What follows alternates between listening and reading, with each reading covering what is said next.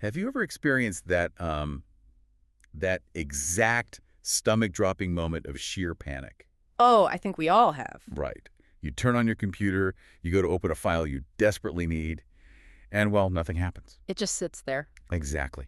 The machine completely fails to find the most important documents of your life. Yeah, It is, honestly, a terrifying modern experience. yeah, it really is. And today, we are going right into the heart of that terror. Welcome to the Deep Dive.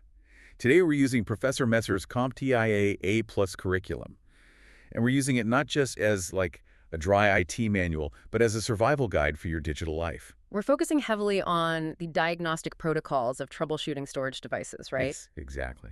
Because we tend to treat our data like it's this permanent, ethereal thing, like it's just etched into the fabric of the universe. Right, but when you look at the foundational reality of stored hardware, particularly traditional mechanical hard drives, you're looking at technology that is highly complex, deeply mechanical, and inevitably bound to fail. Bound to fail. That is the key phrase. Yeah, I mean, it is a machine with rapidly moving parts, and the physics of friction and wear, they always win eventually. Okay, let's unpack this physics of failure, because the visceral reality behind that ominous cannot read from the source disk error is fascinating. We all know these mechanical drives use platters spinning at, what, 5,400 revolutions per minute? At least, or 7,200, even up to 10,000 RPM in enterprise setups. Wow, with actuator arms darting back and forth across them. It's basically a high-speed record player. But instead of a needle resting safely in a groove, the needle is scraping across the vinyl at hundreds of miles an hour. That's a great way to picture it. And those actuator arms aren't just hovering in empty space. The tolerances between the read-write head and the magnetic surface are microscopic. Right. We are talking fractions of a hair's breadth. There is zero margin for error, so a slight wobble in the spindle motor or a tiny degradation in the arm mechanism, and that head makes physical contact with a platter spinning at lethal velocities. And that physical collision creates that metal-on-metal grinding, which is the infamous click of death. Yes, exactly. Anyone who's been around computers long enough knows that repetitive clicking or grinding noise, it's the sound of your data literally turning into metal dust. It is. But what's fascinating here is the underlying mechanism driving the symptoms you experience before that catastrophic click. Oh, like the system lag. Yes. Often, a computer will suddenly become incredibly slow. You try to open a directory, and the entire operating system just hangs. That slowness is actually the drive's internal error correction desperately trying to save you. Wait, really? It's trying to help? Yeah. It encounters a failing sector, and instead of just giving up and throwing a blue screen, the mechanical arm rapidly resets and tries to read that exact same physical spot again and again and again. Ah. So it's spending all of its processing power banging its head against the wall, prioritizing data recovery over system responsiveness. Precisely, which is why the absolute critical action the moment you hear any physical grinding or clicking is to kill the power. Just yank the cord. Basically, yeah. The rule of thumb in IT for mechanical spinning drives is that it's not if your hardware will fail, it is when. You do not reboot. You attach an external backup, power it on just long enough to image the drive or pull essential files, and then you retire it. Retired immediately. Uh, Got it. But let's look at a scenario where the drive hasn't physically crashed yet. Say the screen goes black or the system throws an error on startup. right, moving from physical panic to systematic triage. Exactly. Yeah. Because you have to look outside the drive itself, right? Like a failing power supply can mimic a dead hard drive perfectly. Oh, absolutely. A power supply unit slowly degrading over time might output just enough wattage to keep the motherboard lights on. But the moment the storage drive attempts to pull the heavy amperage required to spin up those heavy metal platters from a dead stop, The voltage drops. the voltage drops and the system hangs. The motherboard prioritizes the CPU and memory, so it leaves the storage controller starved for electricity.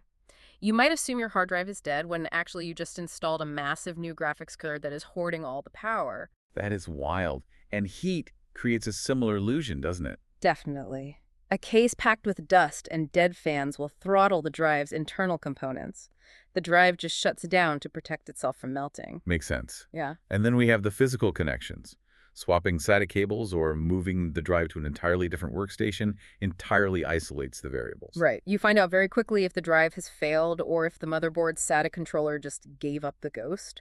Isolating variables is the core of triage. Yeah. And that extends to decoding the computer's actual cry for help.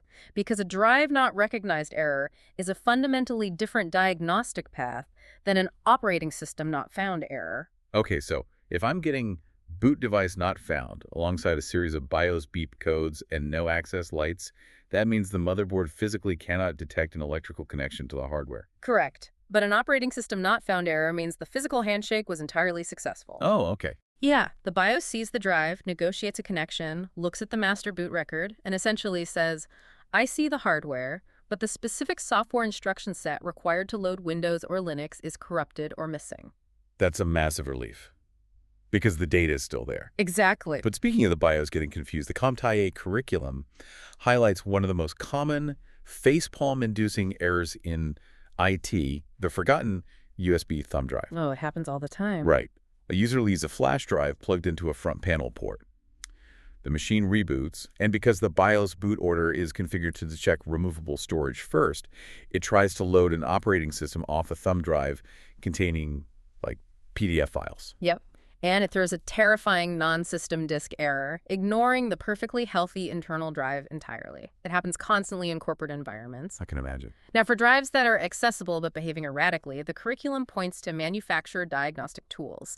These are highly intensive software utilities you typically run overnight. They systematically write and read a test pattern to every single logical block address on the drive. Okay, I have to push back on that approach, though. Oh, why is that? Well, if a drive is already throwing read errors, or God forbid making any kind of mechanical noise, wouldn't subjecting it to a 12-hour continuous sector-by-sector stress test just push it over the edge, like destroy whatever life it has left? That is a very fair point, and you are hitting on a crucial operational distinction here. You never run an intensive diagnostic on a drive exhibiting signs of mechanical failure. Okay, good. Diagnostics are strictly for when a drive is structurally sound but throwing intermittent software or file system level errors. I see. Yeah, a systematic sector test determines if you have a localized cluster of bad blocks that the firmware can remap, or if the magnetic media across the entire disk is quietly degrading. It prevents you from trashing a perfectly good terabyte of storage just because a localized Windows update got corrupted. Okay, that makes sense.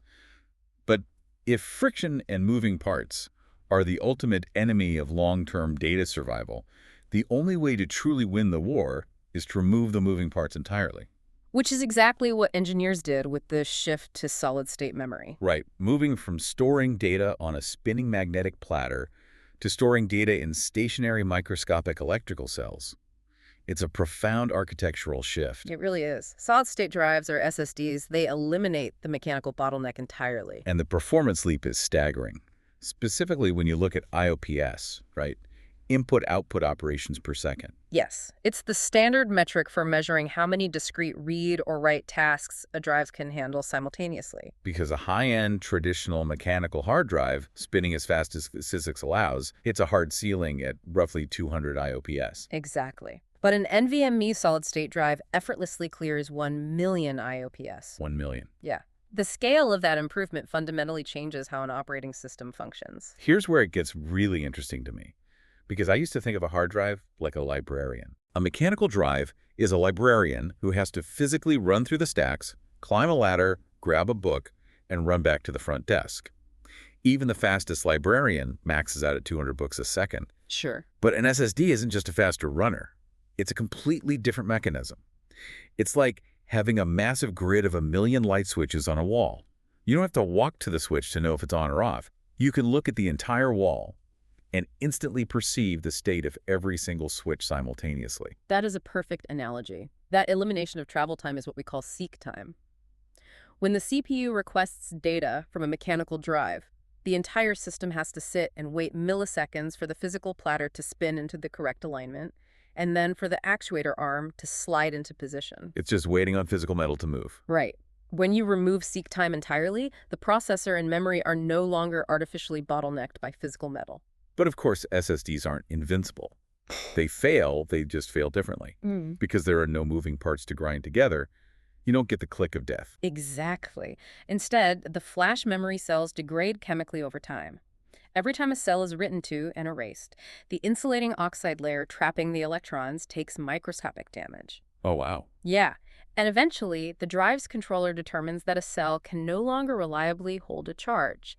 To prevent catastrophic data corruption, a failing SSD will often just let itself down. Really, it just freezes. It refuses to write any new data, but it maintains the integrity of the existing electrical charges, so you can usually still read your files. It effectively becomes a read-only archive, Exactly. which makes recovering the data infinitely easier than dealing with shattered magnetic platters. Oh, 100%. But whether we are talking about mechanical wear or chemical degradation, we don't just want to wait for the drive to lock up. We want to predict the failure before it happens. Which brings us to SMART technology, self-monitoring, analysis, and reporting technology. Drives are essentially keeping a meticulous, real-time medical chart of their own operations.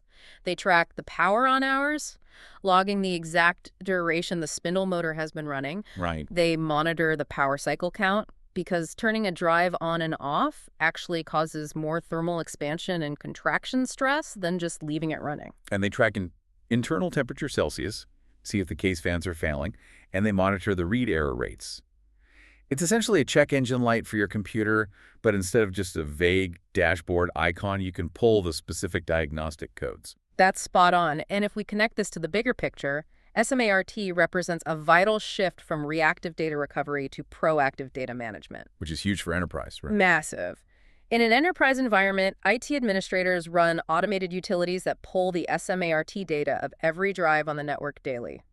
If an alert triggers showing a mechanical drive spin-up time is taking 200 milliseconds longer than it did last month, the administrator swaps that drive weeks before the motor actually seizes. But even with proactive monitoring, replacing a drive takes time.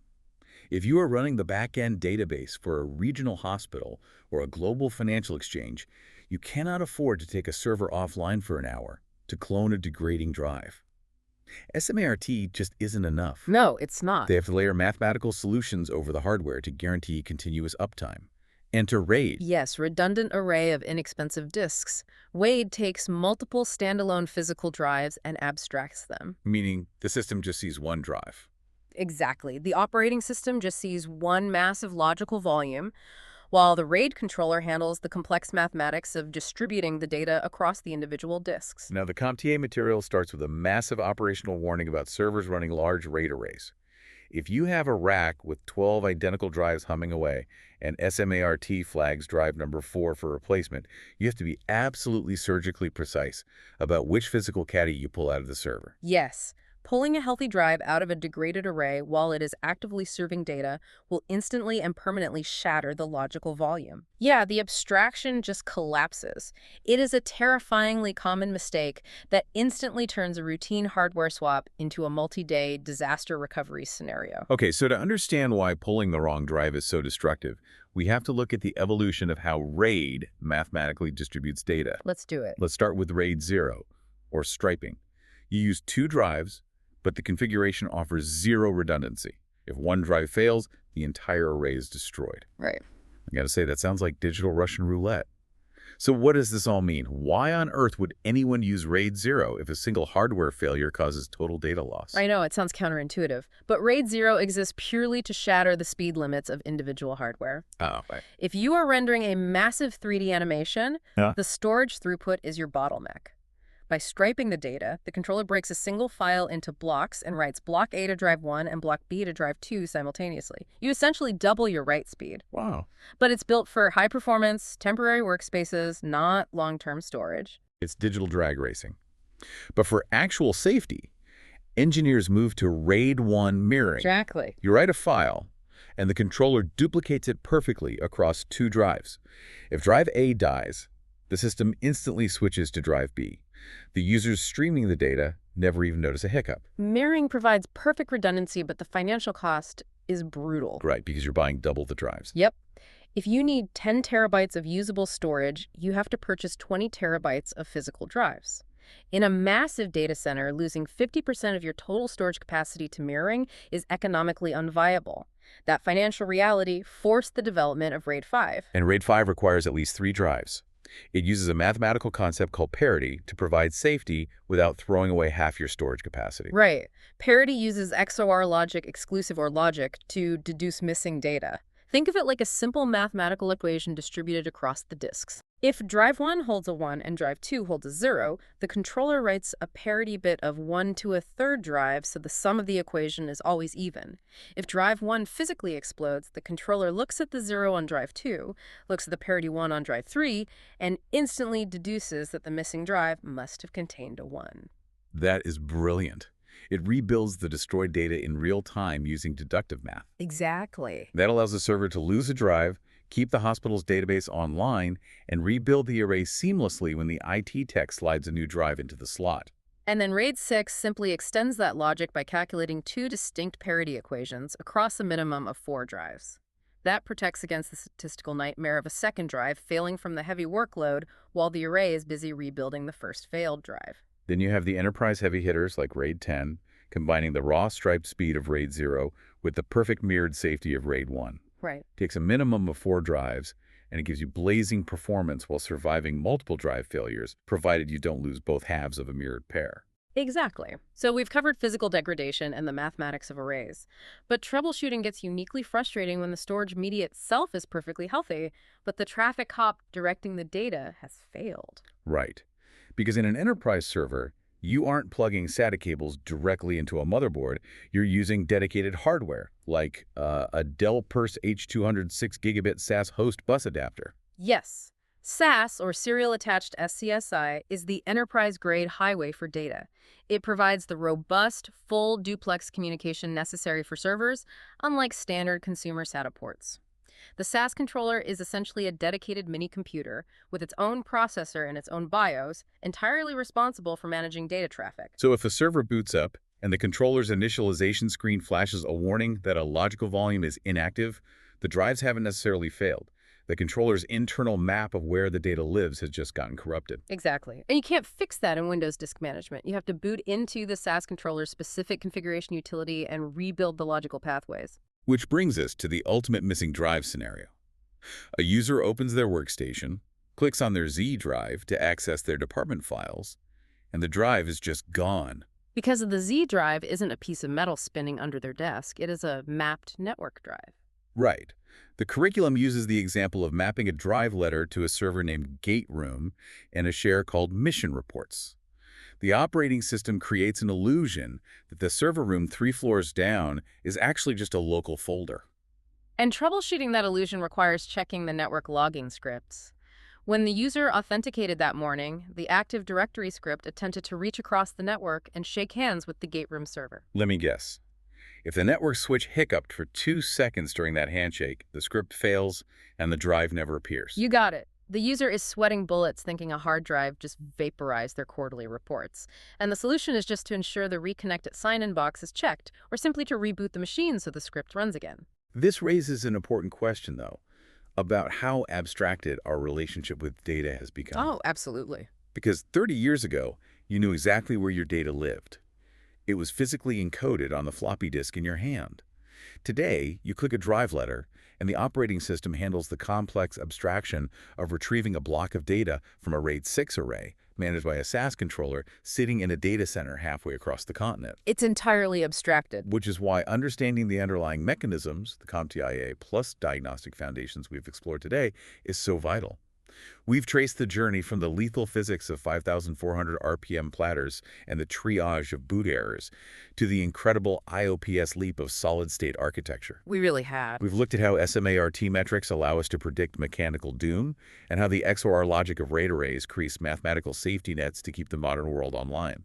But through all this complexity, the fundamental rule of IT remains absolute.